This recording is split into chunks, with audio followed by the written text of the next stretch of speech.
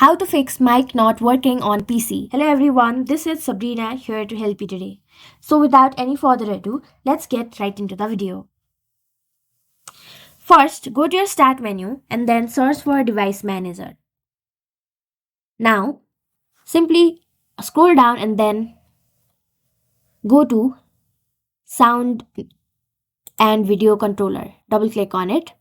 Then you will find your microphone. Right click on it and then go to Update Driver. Make sure you have the latest driver installed in your device.